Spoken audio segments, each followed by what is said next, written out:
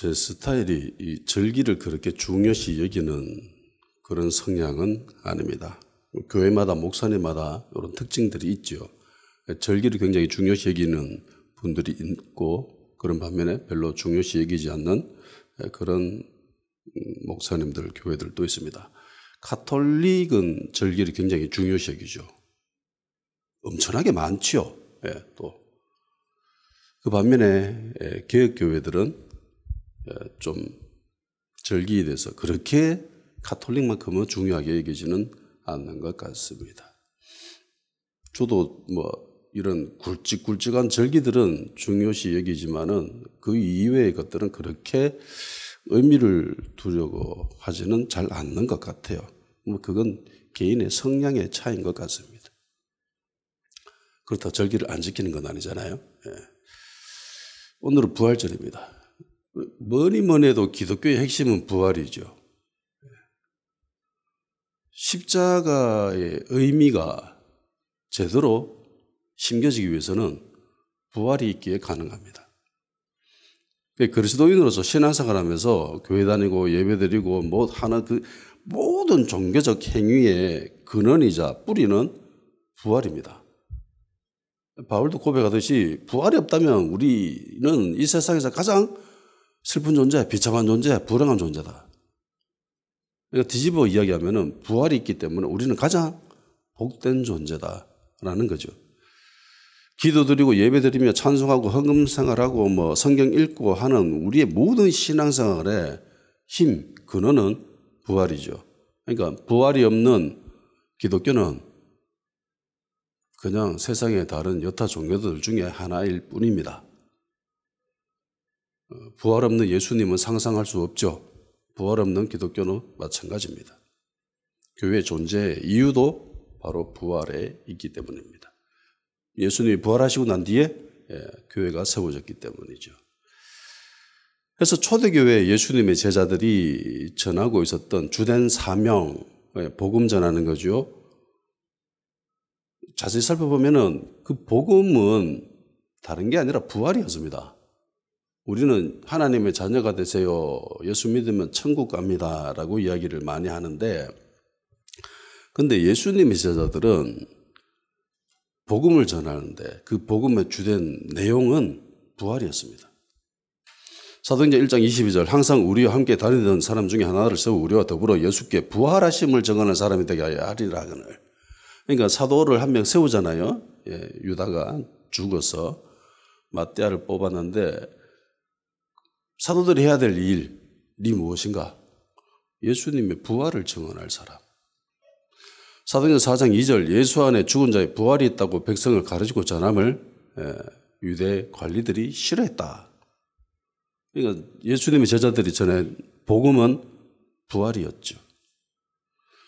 4장 33절 사도들이 큰 권능으로 주 예수의 부활을 증언하니 무리가 큰 은혜를 받아. 은혜를 받는 주된 비결은 부활이었습니다. 이고니온에 사는 사람들이 받은 은혜도 예수님에 관한 것들이죠. 예수님의 가장 중요한 핵심은 부활이죠. 부활입니다. 17장 18절 어떤 에피쿠로스 스토아 철학자들도 바울과 쟁론할세 어떤 사람은 이르되 이 말쟁이가 무슨 말을 하고자 하느냐고 어떤 사람은 이르되 이방신들을 전하는 사람인가 보다 하니 이는 바울이 예수와 부활을 전하기 때문이라라. 예수님이 그리스 가가지고 막 복음을 전하는데 이 사람들이 도대체 무슨 말하노 이러면서 그 사람들이 들은 말은 부활이었죠. 예수님 부활하셨다라는 말을 전했기 때문에 이 사람들이 듣고 이게 도대체 무슨 말이지? 라는 반응을 보였더라는 거죠. 17장 32절 그들이 죽은 자의 부활을 듣고 어떤 사람은 조롱도 하고 어떤 사람은 이 일에 대하여 내 말을 다시 듣겠다 하니 그러니까 예수님의 제자들 사도들을 포함한 초대교회 성도들이 전했던 복음이란 부활이었죠. 부활. 죽은 자가 다시 살아났다. 복음이란 그리스도의 부활인 거죠. 복음이란 예수 그리스도 인해서 부활이 나타났고 예수님을 믿음으로 말미암아 내가 부활에 동참하게 된다라고 하는 것이 이것이 기독교의 가장 핵심이죠.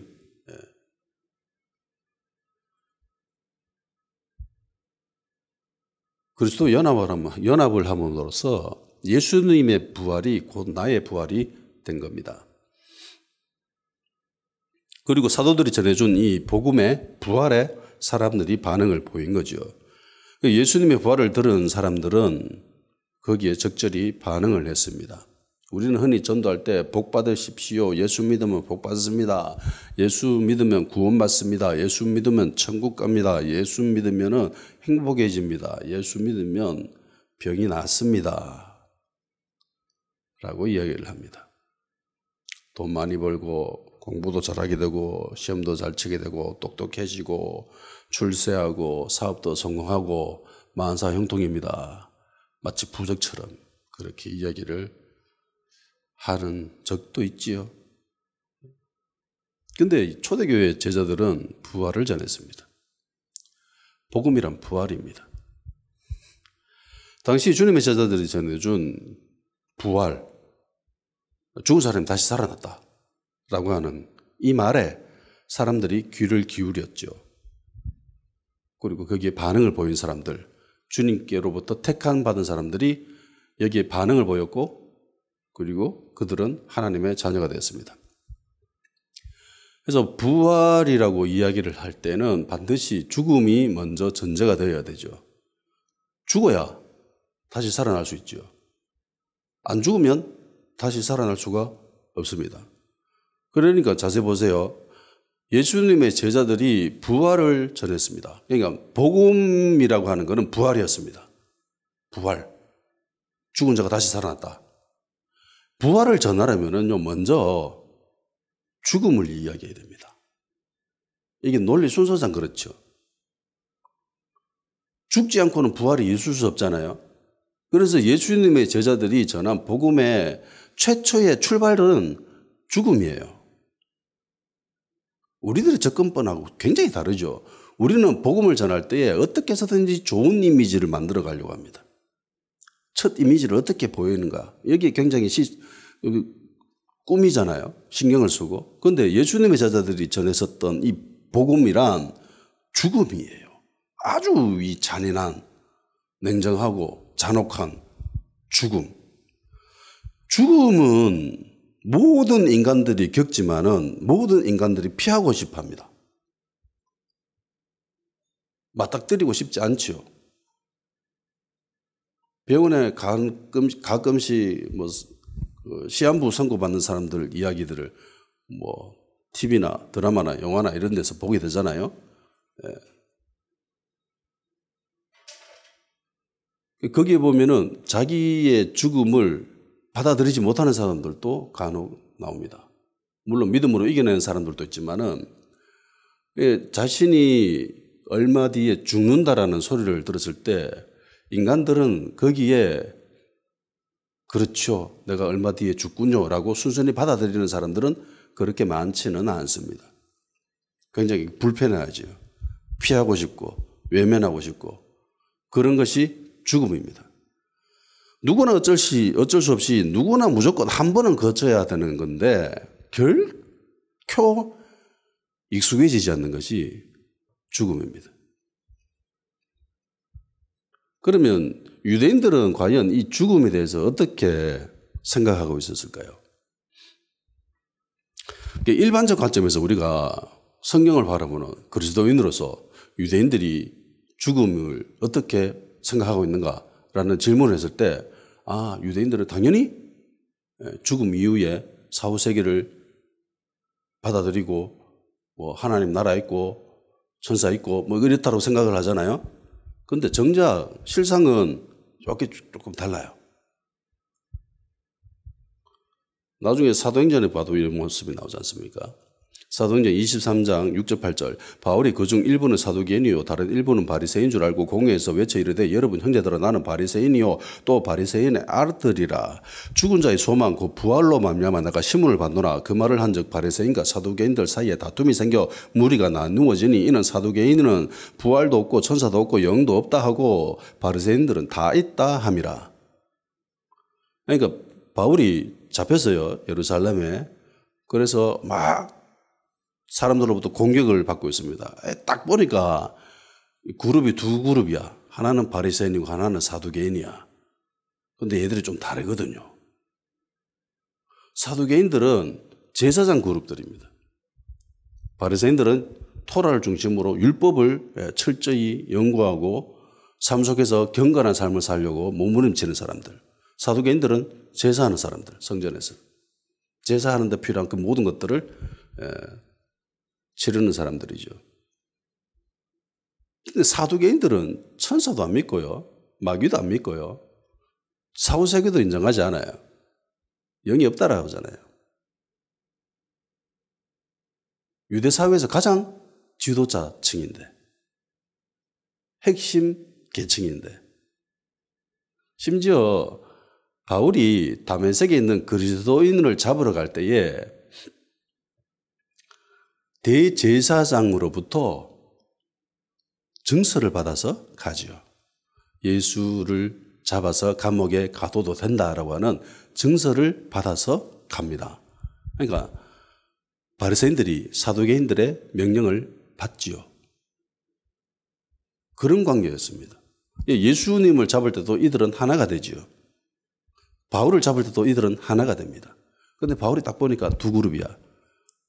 야, 내 지금 죽은 자의 소망 때문에 지금 내가 고난당하고 있다, 고통당하고 있다라고 하니까 바리새인들이 막 일어나는 거죠. 네. 막 이러면서 바울의 편을 듭니다. 그러면서 위기를 모면해요. 바리새인들은 다 인정합니다. 사후세계, 천사, 마귀, 영 이런 거 다 인정하고 받아들이고 그렇게 하는데 사두개인들은 그러지 않았습니다. 그리스도인들의 관점에서 봤을 때 유대인들이 천사를 안 믿어? 마귀를 안 믿어? 이상하게 생각이 들지요. 사두개인들은 제사 지내는 사람들입니다. 제사 지내는 사람들. 성전에서 제사를 지내는데 필요한 성경은 토라밖에 없습니다. 토라만 있으면 돼요. 그래서 사두개인들은 토라만 인정합니다. 구약이란 토라예요. 그런데 바리새인들은 다르죠. 선지자들의 이야기들을 다 받아들입니다. 우리가 보고 있는 이 구약의 기록들을 다 성경이다라고 인정하는 사람들이 바리새인들인데 사두개인들은 좀 달라요. 제사만 지내면 되기 때문에. 모세가 기록한 그것만이 진짜다. 찐이다. 나머지는 다 아니다. 라는 거죠. 자, 사두개인들과 바리새인들 두 그룹 다 유대인들의 지도 계층이죠. 중심 세력들입니다. 근데 이들이 처한 환경은 좀 달라요. 바리새인들은 최고위층들입니다. 사두개인들이 최고 계층에 속한 사람들입니다.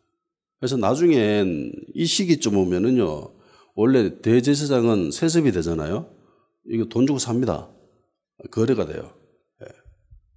그 정도로 타락해 합니다. 왜냐하면 이게 돈이 되니까. 성전세를 받잖아요. 헌금을 받잖아요. 어마어마하게 돈이 많았습니다. 살기가 좋죠. 먹고 살만합니다.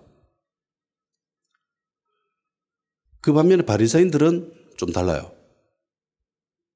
살기가 만만치 않았습니다.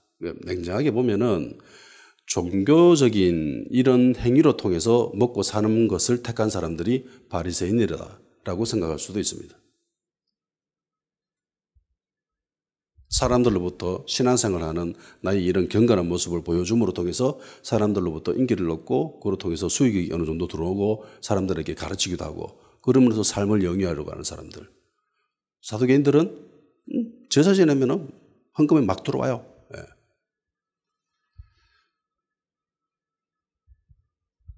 사두개인들이 현실에 만족을 할까요? 아니면은 사후 세계를 더 갈망할까요?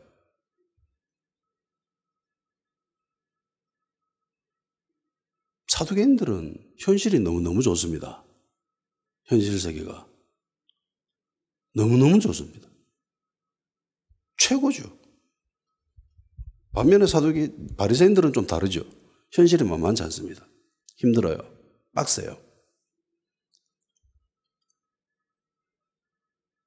그래서 이 영적인 세계, 사후 세계를 이런 거 바라보려고 하는 사람들이 현실 세계가 만족되면 만족될수록 영적인 세계를 소외시하게 됩니다. 이건 자연스러운 겁니다. 성경에도 그렇게 되어 있죠. 땅의 것을 사모하면은 하늘의 것을 비중을 그만큼 두지 않죠. 그래서 교회가 부활 신앙의 소망이 강하면 강할수록 자세히 보면은 교회는 힘들 때였습니다. 그때 교회는 생명력이 강했습니다. 반면에 교회가 먹고 살만하고 힘 좀 쓰고 꽤 괜찮았을 때 그때는 부흥이 일어났던 적이 별로 없습니다. 우리나라가 부흥이 언제 일어났죠? 1907년도죠. 그때 언제였죠? 일제한테 나라를 뺏긴 그때였습니다. 힘들 때, 그때 그런 것들을 기대하게 됩니다. 유대인들이 메시아를 언제 바라는가? 로마의 압제에 있을 때, 그때 메시아에 대한 열망이 강한 거죠. 이게 다 그럴 수밖에 없습니다. 바리새인들의 삶은 사두개인들에 비해서 대체로 많이 힘들었습니다. 그래서 돈을 사랑했습니다. 예수님도 이야기하죠. 바리새인들은 돈을 사랑했다고.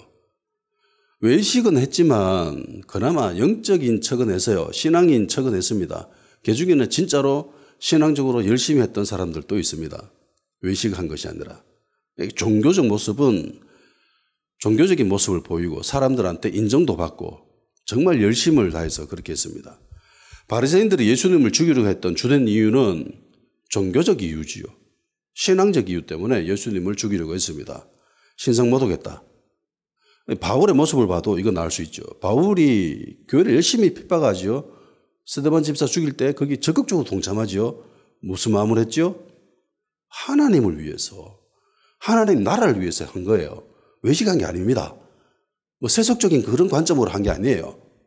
바리새인들은 진짜 종교적 열심으로 이 방향이 틀려서 그렇지 정말 신앙적으로 이걸 풀어내려고 했기 때문에 이런 모습이 나온 거예요. 그런데 이 사두개인들은 달라요. 삶이 너무 풍족합니다. 부족한 것이 전혀 없어요. 이게 모든 관심과 삶의 모든 에너지는 어디에 쏠리냐면은 지금 자기의 현실을 유지하기 위한 여기에 포커스를 맞춥니다. 사두개인들, 대제사장이 예수님을 죽이려고 할 때, 한 사람이 죽는 게 낫지, 여러 사람이 죽는 거 피곤하지 않냐?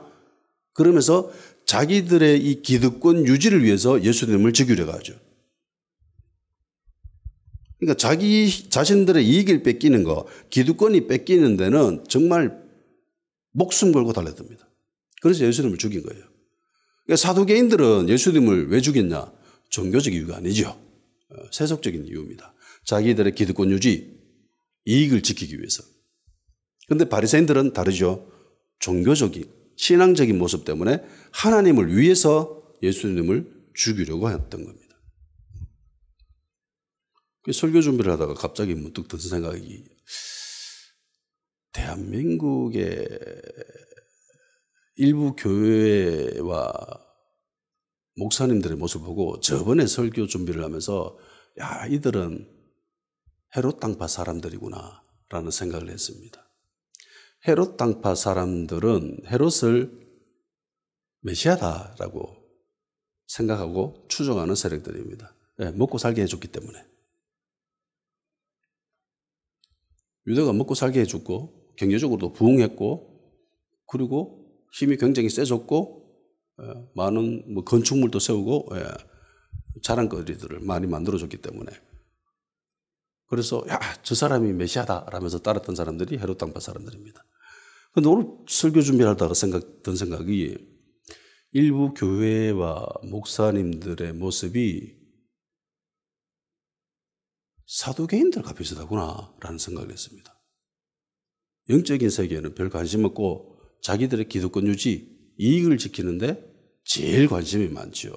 여기에 목숨을 겁니다. 무슨 수를 써서라도 자기 기득권 지키는데 온갖 방법을 다 동원합니다. 이래서는 안 되지. 바울은 부활에 대해서 어떻게 생각하고 있을까요?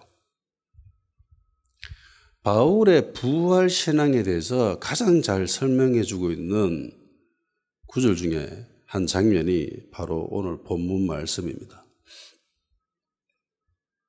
먼저 바울은 자기의 육체적인 자랑에 대해서 이야기를 합니다. 내가 어떤 사람인지 아냐? 나 대단한 사람이다 이러면서 자기 자랑하기 시작하지요. 4절에서 6절까지입니다. 그러나 나도 육체를 신뢰만 하면 만일 누구든지 다른 애가 육체를 신뢰할 것이 있는 줄을 생각하면 나는 더욱 그러하니 야, 이 중에 자기 육체를 자랑할 사람이 있냐? 그 사람이 있다면 나는 그 사람보다 훨씬 더 자랑할 게 많다라고 얘기합니다.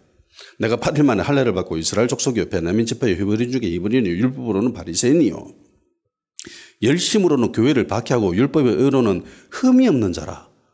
대단하죠. 율법으로 흠이 없답니다. 현대어 성경에는 이렇게 번역합니다. 그러나 만일 스스로 구원할 수 있다는 희망을 가지기에 충분한 사람이 있다고 하면 그것은 바로 나라고 할 수 있을 것입니다. 율법으로 구원을 얻을 수 있다라고 생각하는 사람이 있다면 그 사람은 내다.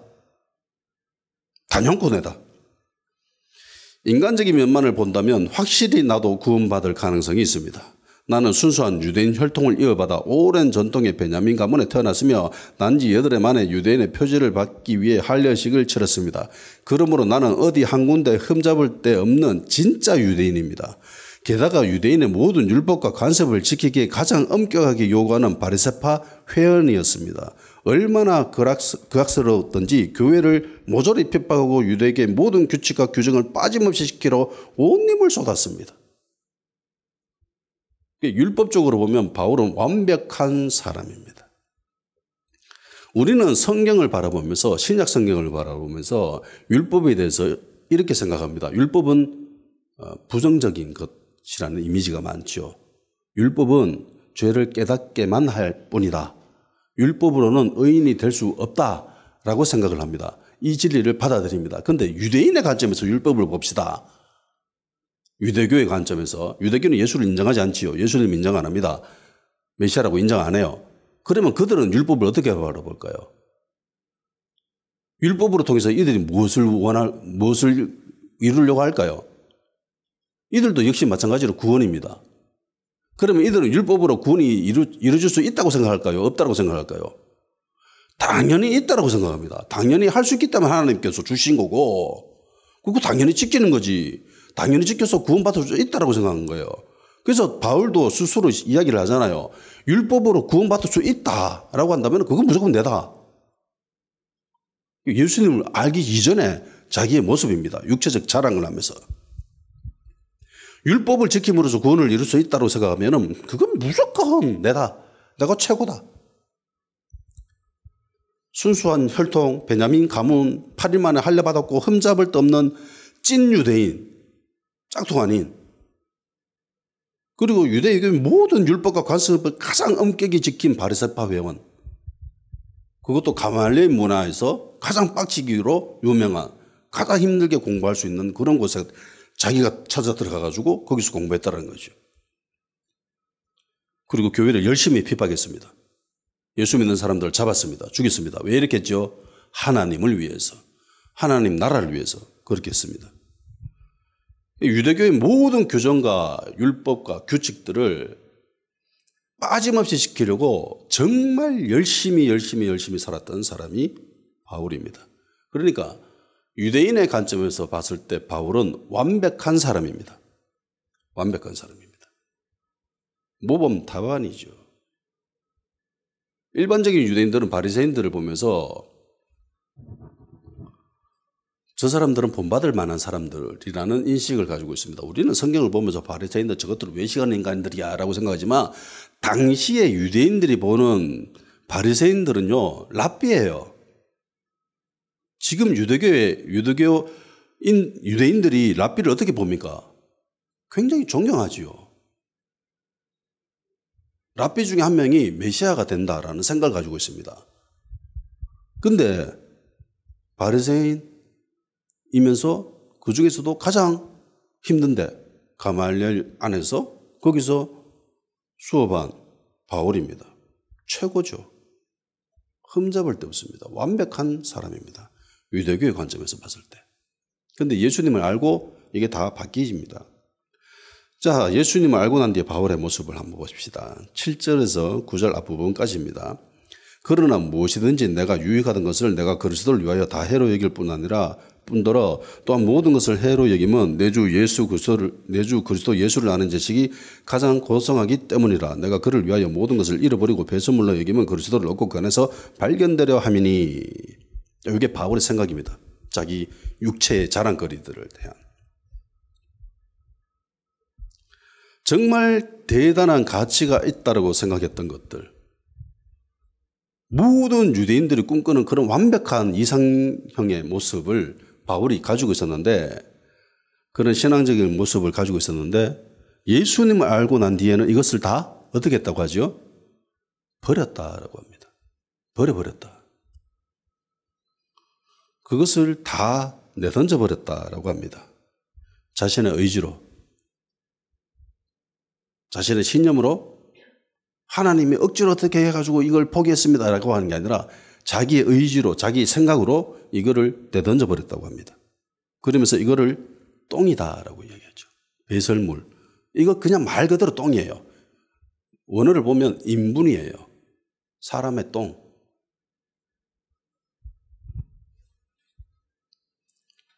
왜 버렸나? 바울이 왜 버렸을까요? 예수님께만 소망을 두기 위해서, 예수님만 의지하기 위해서 그렇게 했다라고 합니다. 그러면서 앞에 이렇게 이야기하죠. 해로 여김은, 해로 여김은. 여기서 이 해는 손실, 손해, 불이익이란 뜻입니다. 그러니까 신앙생활 하면서 이거 가지고 있으니까 계속 마이너스가 되는 거죠. 적자가 되는 겁니다. 믿음 생활하면서 이전에 내가 사람들로부터 칭찬받고 박수받고 자랑거리로 여겼었던 그것을 가지고 있으면 계속 손해가 나요. 손실이 납니다. 마이너스예요. 적자예요. 적자 나는 장사를 해서 됩니까? 안 되죠. 망합니다. 그러면. 해서 야 이거 가지고 있으면 계속 손해네. 손해만 보네. 손실만 나네. 이거 버려야 되겠다. 라는 생각이 자연스럽게 들죠. 남는 장사를 해야 되는데 계속 적자예요.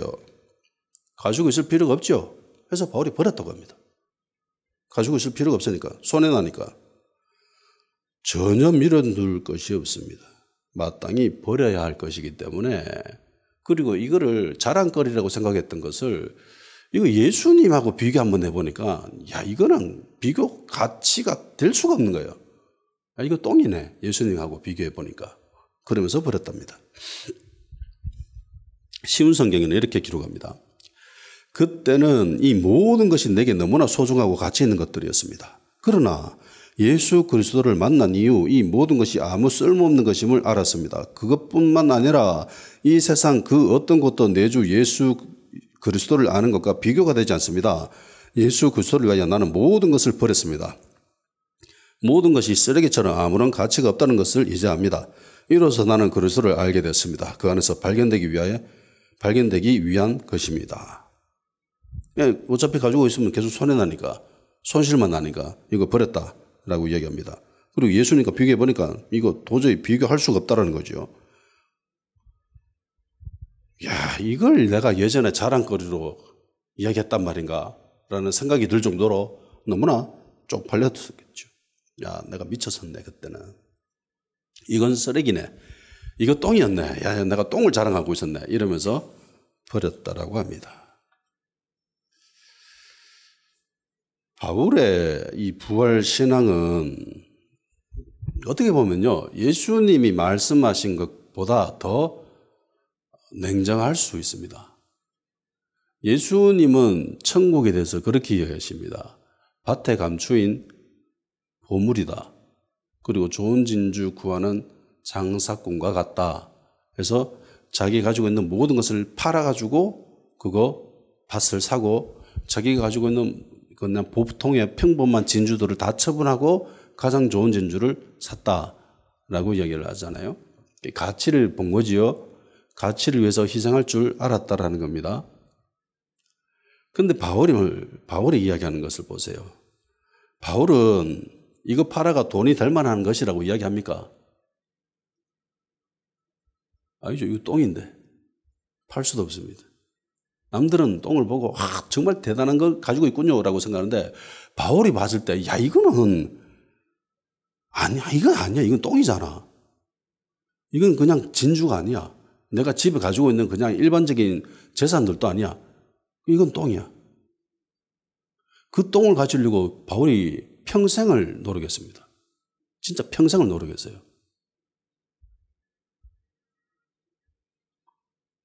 그런데 예수님을 알고 보니까 야 이건 똥이네.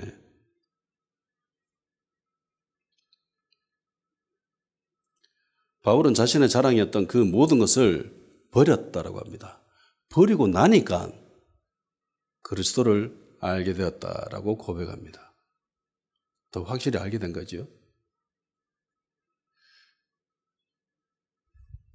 이게 바울만의 방법일까요? 쉬운 성경에 이렇게 되어 있잖아요. 모든 것이 쓰레기처럼 아무런 가치가 없다는 것을 이제합니다. 이로써 나는 그리스도를 알게 되었습니다. 이게 버리니까 알게 됐다는 거예요. 그전에 계속 손해만 하고 있어가지고 야 이거 가지고 있을 필요 없다 이러면서 버렸는데 그러고 나니까 예수님을 확실히 알게 됐다는 겁니다. 이거 바울만이 이렇게 해야 됩니까? 우리는 이렇게 하면 안 돼요? 우리는 바울보다 신앙이 좋아요. 근데 자세히 한번 보세요. 바울이 자랑했던 그 모든 자랑거리들 하나하나 면면을 살펴보면 다 신앙적인 것들입니다. 세상적인 것들이 하나도 없습니다. 다 신앙적인 것들이죠. 다 종교적인 것들이고 하나님과 연결되어져 있던 것들입니다. 유대인이지요. 바리새인이죠. 그리고 율법에 대해서 열심히 였죠. 규칙 다 지켰다고 합니다. 하나님의 일에 대해서 하나님에 대해서 정말 열심을 내고 과다한 열정을 보였던 사람입니다.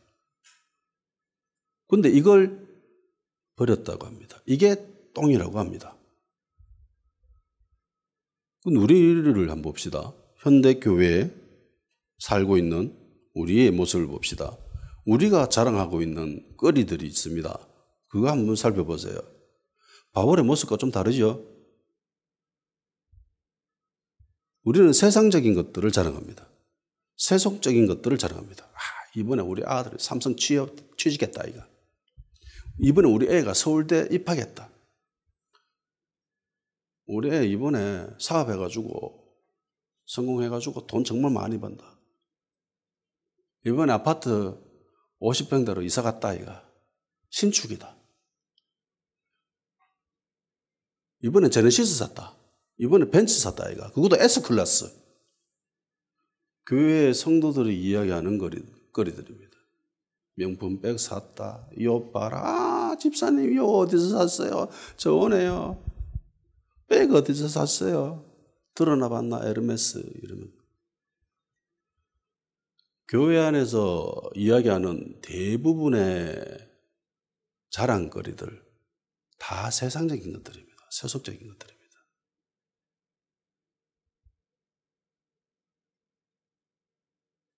그 중에 가끔 어떤 사람들은 신앙적인 열심을 자랑하는 사람들도 있습니다. 40일 금식기도 했다. 특별 새벽기도 1년 동안 했다. 한 번도 빠지지 않고. 성경을 백독했다. 정말 빡신 신학대학원 들어갔다. 그래서 장학금 받았다. 신앙서적 하루, 일주일에 3권씩 읽는다. 이런 것들을 자랑하는 사람들도 있습니다. 이것도 바울이 자랑거리로 여겼던 똥들이죠. 다 똥들입니다. 무엇에 비해서? 예수님을 아는 것에 비해서 볼 때 이게 다 똥이라는 거죠. 교회 자랑, 목사님 자랑, 영적인 은사들, 영적인 체험들, 그런 모든 것들은 다 똥입니다. 그걸 자랑거리로 해서는 우리 자랑거리는 십자가밖에 없고요. 우리 자랑거리는 예수님밖에 없습니다. 그나마 교회 안에서 좀 낫다라는 사람들이 그런 신앙적인 이야기들을 하면서 자랑거리를 삼습니다. 근데 바울의 관점에서 봤을 때 그거는 똥이죠. 그런데 보통의 그리스도인들이 세상에서 교회 안에서 자랑거리 하는 것들은 다 세상적인 것들이고 세속적인 것들입니다. 이 땅에 있는 것들입니다. 그건 똥보다 더 심하겠죠. 근데 우리는 그걸 자랑거리로 여깁니다. 근데 보세요. 바울이 그거 버려야 예수님을 알 수 있답니다. 내가 신앙적인 그 열심히 했던 그 모든 것들, 그걸 다 버려야 예수님을 제대로 알 수 있다라고 해요. 근데 버리지 않고 그걸 이야기하는 사람들을 보면서 우리는 대단합니다 라고 이야기하죠. 마치 유대인들이 바리새인들을 존경의 눈빛으로 바라보듯이 교회 안에서 그렇게 신앙생활 열심히 하는 사람들을 보면서 와, 집사님 대단하네요. 와, 목사님 대단하네요. 근데 그것도 똥이거든요. 근데 똥보다도 못한 세상적인 것들을 막 자랑하면서 의시됩니다. 그걸 또 부러워합니다. 니는 많어. 니는 공부 안 하고 이래가지고 니 인석을 하겠나? 이러면서.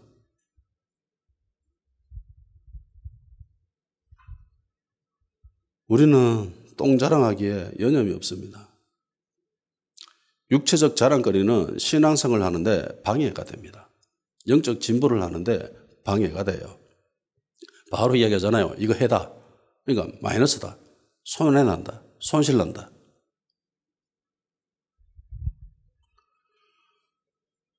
손해만 주기 때문에 이거 가지고 있으면 안 됩니다.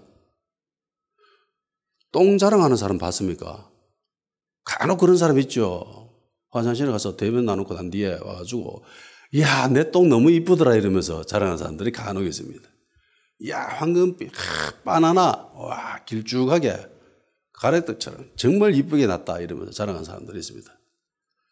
좀 이상한 사람들이고 웃기 위해서 재미로 그러는 사람들이지 진짜로 자기 똥을 자랑하기 위해서 그렇게 이야기하는 건 아니죠.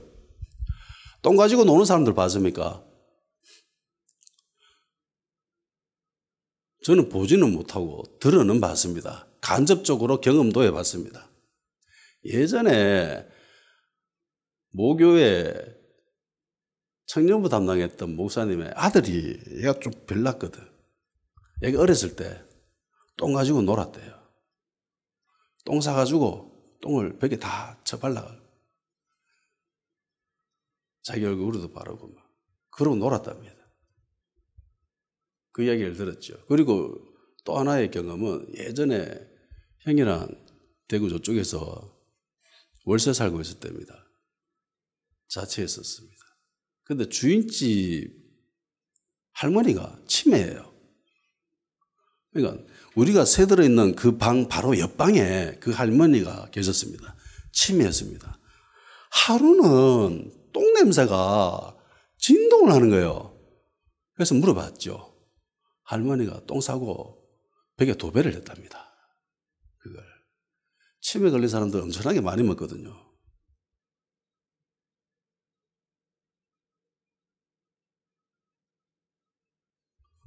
제가 이때까지 경험해봤던, 들어봤던 똥 가지고 노는 사람의 이야기 딱 2번, 한 번은 간접적으로 경험을 했죠. 바로 옆방에 살았기 때문에 정말 독했습니다. 똥 자랑하는 사람은 없습니다. 똥 가지고 노는 사람들도 있습니다. 만일 있다면 이상한 사람들이지요. 어린 아이거나 치매 걸린 사람입니다. 신앙생활 오래 했음에도 불구하고 교회 안에서 이런 똥 자랑하고 있다면 이 사람은 영적인 치매 환자입니다.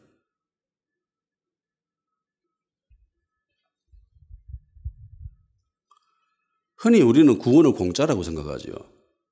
그저 값없이 우리에게 이제 은혜로 선물로 주셨습니다. 해서 구원에는 어떤 나의 공로도 없습니다. 100% 하나님의 은혜입니다. 그런데요, 구원받은 우리는 주님께서 우리에게 전부를 요구하십니다. 우리에게 전부를 요구하세요. 자기 주님을 따르기 위해서는 자신을 부정해야 된다고 하죠. 자기 십자가를 져야 된다고 합니다. 모든 것을 포기해야 됩니다. 마태복음 19장 27절에서 29절까지입니다. 이에 베드로가 대답하여 이르되 보소서 우리가 모든 것을 버리고 주를 따라 싸운데 그런즉 우리가 무엇을 얻으리까? 예수께서 이르되 내가 진실로 너에게 이르노니 세상이 새롭게 되어 인자가 자기 영광의 보좌에 앉을 때에 나를 따르는 너희도 12 보좌에 앉아 이스라엘 12 지파를 침판이라. 또 내 이름을 위하여 집에는 형제나 자매나 부모나 자식이나 전토를 벌인 자만 열흘 배를 받고 또 영생을 상속하리라. 베드로가 예수님을 따를 때 모든 것을 버렸다라고 하죠. 예수님도 그걸 인정합니다. 다 버려야 영생을 상속받는다. 그러니까 교회에서 가끔 구원만 싹 골라먹고 난 예수 믿어서 천국 갑니다라고 하고 삶이 이전에 예수 믿기 이전의 모습과 똑같거나 혹은 세상 사람들의 모습과 똑같이 살아가고 있다면 그건 문제가 있는 거죠. 영생은 다 버려야 가능한 건데 예수님을 위해서 하나님 나라를 위해서 자기를 부정하는 것도 전혀 없고 포기하지도 않고 모든 것을 유지하면서 그 어떤 것도 버리지 않고 살아간다고 한다면 그 사람은 예수님을 알 수 있을까요? 바울은 버려야 주님을 알았다라고 이야기를 합니다. 그런데 예수님을 모르는데 그리스도인이라고 할 수 있나요? 예수님의 복음은 우리의 전부를 요구하십니다. 심지어 자기 목숨도 버려야 된다고 하죠. 그러니까 진정한 부활을 경험하려면 내가 죽어야 돼요. 내 안에 있는 모든 것이 다 죽어야 더 많이 소유하고 영생도 소유할 수 있는 거죠. 이게 예수님이 베드로에게 하신 그 말씀이잖아요. 그러니까 바울이 육체적 자랑거리를 전혀 밀어두지 않고 버렸던 것은 두 가지 이유에 있습니다. 본문을 보면요. 첫 번째 이유, 그리스도를 얻기 위해서라고 이야기하죠. 그리스도를 얻기 위해서. 두 번째는요. 그 안에서 발견되려고라고 이야기합니다. 첫 번째 이유는 인간적 영역에서 벌어지는 일입니다. 그리스도를 얻는다. 그러니까 내가 그리스도를 얻는 거죠. 소유하는 거죠. 인간이 예수님을 가지는 겁니다. 그런데 두 번째 이유는 다르죠. 그 안에서 발견되려 함이라고 바울이 고백합니다. 그러니까 예수님이 발견하는 거예요. 예수님이 막 찾다가 여기 있네. 네 어디 있었노? 이러면서 마치 우리가 집에 가가지고 강아지 찾듯이 또롱이 어디 있어? 이러면서 막 찾듯이 여기 있네 라고 발견하듯이 예수님이 막 찾으러 네 여기 있었네 라고 발견하는 거예요. 이렇게 되려면은 버려야 이게 가능해진다라는 겁니다. 그러니까 참된 구원이란, 온전한 부활이란 두 가지 조건이 되는 거죠. 내가 주님을 알고 주님이 나를 아는 것. 바울의 본문의 표현을 빌자면은 그리스도를 얻고 그 안에서 발견되는 것. 내가 주님을 아는데 주님이 나를 모른다. 구원받을 수 있나요? 성경의 수많은 기록들이 이게 불가능하다라고 이야기하고 있죠. 마태복음 7장 23절 그때 내가 저희에게 밝게 말하되 내가 너희를 도무지 알지 못하니 불법을 향하는 자들아 내게서 떠나가라 하리라. 이 불법을 했던 사람들이 예수님을 알지요. 꽤 잘 압니다. 그럼에도 불구하고 예수님은 이들을 도저히 모른다라고 얘기합니다. 마태복음 25장 12절 대답에 이르되 진실로 너에게 이르노니 내가 너희를 알지 못하노라 하였느니라. 나 너희들 모르겠다. 너희들 누군데? 누가복음 13장 25절 집주인이 일어나 문을 한번 닫은 후에 너희가 밖에 서서 문을 두드리며 주여 열어주소서 하면 그가 대답해 이르되 나는 너희가 어디에서 온 자인지 알지 못하노라 하리니. 구원받는 자가 적습니까? 라고 하는 질문에 예수님이 하신 대답 중에 하나가 이 말씀입니다. 너희들 모르겠다. 너희들 누군데? 우리 왜 몰라요? 우리 주님과 같이 어울려 다니면서 예수님이 우리들한테 가르쳐 주기도 하고 그러면서 같이 지내고 그렇게 했는데요. 왜 몰라요? 넌 모르겠는데 너희들. 이런 비극이 왜 일어납니까? 바울의 표현을 빌자면 버리지 못해서 그렇습니다. 여러 세부적인 이야기가 있지만은 바울의 말을 빌자면은 버리지 못해서 일어난 거예요. 똥을 버리면 나도 예수님을 얻게 되고 예수님도 우리를 찾는데요. 발견한대요. 그런데 못 버리기 때문에 나는 예수님을 아는데 예수님이 나를 발견을 못해. 못 찾아, 못 알아봐.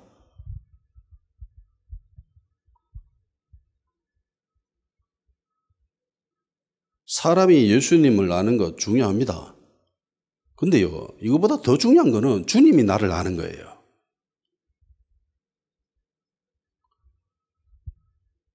나는 연예인 알지요.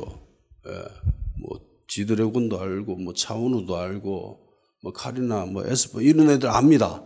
근데 걔들이 나를 몰라요. 근데 내가 그들을 안다고 막 그렇게 다가가고 막 아는 척하고 친한 척하고 그러면 내가 이상한 사람이죠. 예수님의 관점으로 봤을 때는 그런 거예요. 정신병자예요. 난 모르는데 나 막 아는 척 하는 거야. 우리 어디서 같이 밥 먹고 이야기도 하고 무슨 소리 하는 너 모르겠는데. 사이코죠. 영적인 사이코입니다. 영적인 정신병자입니다. 이거는. 교회 안에 이런 사람들이 없을까요? 성경에 기록된 것만으로 꽤 많은데 선지자 노릇한 사람들도 예수님이 그를 모른다라고 하는데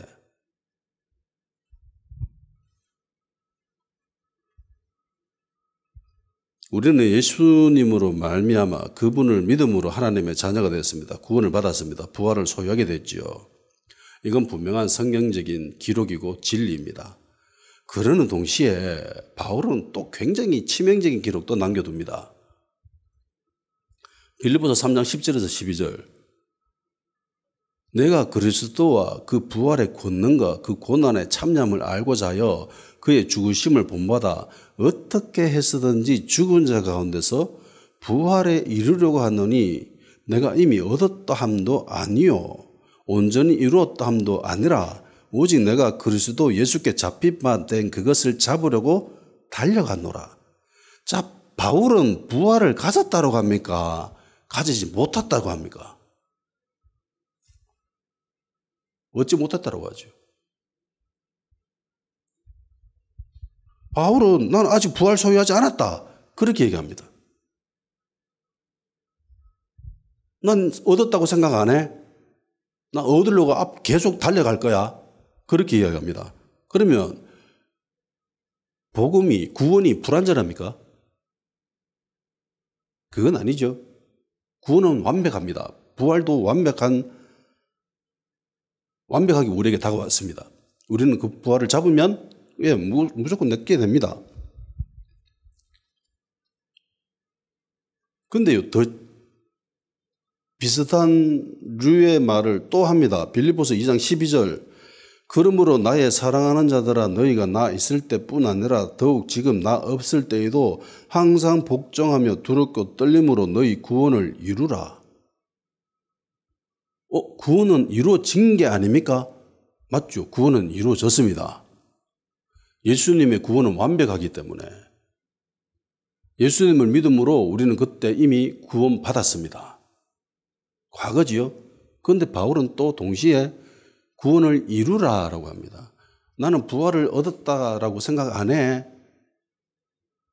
가지지 않아서 이렇게 이야기하듯이 구원을 이루라라고 합니다.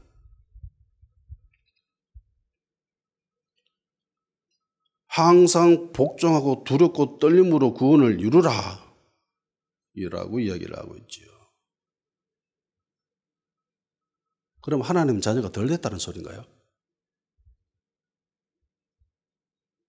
이렇게 받아들이면 심각해집니다.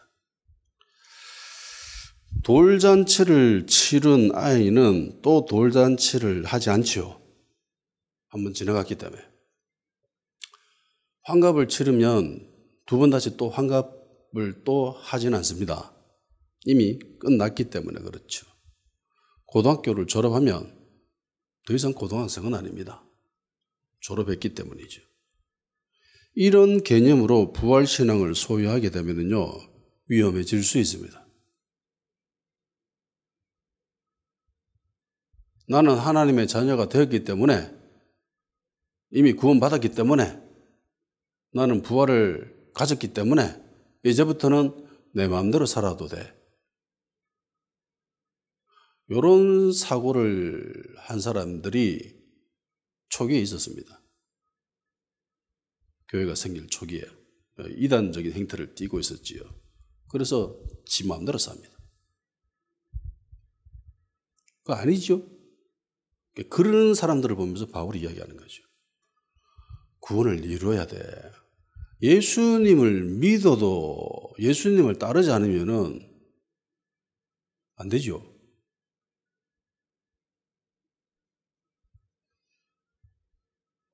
불순종하고 자기 부정도 없고 십자가도 지지 않고 그 어떤 것도 버리지 않고 단지 그냥 예수님을 믿어라고 하는 그런 신앙을 가지고 구원을 받을 수 있습니까? 부활을 소유할 수 있어요? 바울은 그거 불가능하다고 합니다. 예수님도 성경 곳곳에서 그걸 이야기하시죠. 말씀하십니다. 내가 예전에 학원 다닐 때 진짜로 그 일을 봤습니다. 학원 강사였는데 똑똑했어요. 내가 책을 읽어도 잘 모르겠습니다. 아니, 책을 2번 읽으면 다 되는 거 아니에요? 그러니까 얘는 천재예요. 내가 봤을 때. 책 2번 읽으면은 그 책 내용 머릿속에 다 들어간답니다. 천재예요, 얘는. 내가 봤을 때 그랬어요. 근데 얘는 예수님을 믿는데요. 그래서 집에도 제사도 안 지낸답니다. 근데 교회도 안 가고요. 술 마시도 가고요. 담배도 피고요. 세상 사람들과 똑같이 삽니다. 근데 자기는 예수님을 믿었대요. 그래서 구원받았대요. 그러면서 종교적인 신앙생활도 없습니다. 그냥 막 살아요. 예수님을 믿었대요. 그때는 내가 교회에 대해서 전혀 모르고 성경에 대해서도 전혀 모르고 예수님에 대해서 전혀 몰랐지만은 그래도 저거는 뭔가 아닌데 라는 느낌이 있었어. 정말 좀 이상한데? 나중에 알고 보니까 이단인 거죠. 이단적인 행태를 띠고 있는 겁니다. 그래서는 아니죠. 그건 아니죠. 이런 사람들이 있다는 거예요. 교회 안에서도 이런 사람들이 은근 많습니다. 한번 영생을 가졌으니까 내가 무슨 짓을 해도 이 영생은 내 거야. 한번 해병은 영원한 해병이듯이 이게 가능한 말입니까? 불순종하고 주님을 따르지도 않고 자기 부정도 없고 자기 십자가도 안 지고 구원만 쏙 빼내먹는 그게 가능해요? 불가능합니다. 바울도 자기가 구원을 얻었다라고 생각 안 한다. 나는 부활을 소유했다라고 생각 안 한다. 라고 이야기하잖아요. 이게 바울이 구원을 못 받아서 부활을 가지지 못해서 이런 소리 한 게 아니에요. 뒤에 나옵니다. 13절에서 15절 봅시다. 형제들아 나는 아직 내가 잡은 줄로 여기지 아니하고 오직 한 일, 즉 뒤에 있는 것은 잊어버리고 앞에 있는 것을 잡으려고 표대를 향하여 그리스도 예수 안에서 하나님이 위에서 부르신 부름의 상을 위하여 달려가노라. 그러므로 누구든지 우리 온전히 이룬 자들은 이렇게 생각할지니 만일 어떤 일에 너희가 달리 생각하면 하나님이 이것도 너희에게 나타내시리라. 그러니까 바울은 부활, 구원, 이거 이미 과거의 것들이죠. 나 그거 잊어버렸다. 그리고 나는 부활을 얻으려고 달려간다. 구원을 이루려고 노력한다. 라고 이야기하는 거예요. 그러면서 하는 말이 이 말이죠. 온전히 이룬 자들은 이렇게 생각해야 된다. 그러니까 부활을 가졌고 구원을 얻었고 이런 생각을 가지고 있는 사람들, 하나님 나라에 온전히 포함된 하나님의 자녀가 된 이런 사람들은 이런 생각을 해야 된다는 거예요. 아, 난 구원받았으니까 이제 내 마음대로 살 거야. 난 부활됐으니까 난 이제 마음대로 살아도 돼. 이렇게 생각하면 안 된다는 거죠. 이거 바울이 이야기하잖아요. 안 버리면 몰라요. 예수님도 발견 못합니다. 구원이란 하나님이 나를 알고 나도 하나님을 아는 거예요. 이 관계가 정상적인 관계지요. 하나님의 자녀가 됐다라는 것은 하나님의 가족이 됐다라는 거죠. 가족이 됐다라는 것은 관계를 맺는다는 겁니다. 그런데 가족인데 부모가 자식을 몰라요. 그게 가족입니까? 자녀입니까? 아니죠. 그러니까 나도 주님을 알아야 되지만 주님이 나를 아는 게 훨씬 더 중요합니다. 바울은 이거 버려야 가능해져요. 뭘요? 똥을.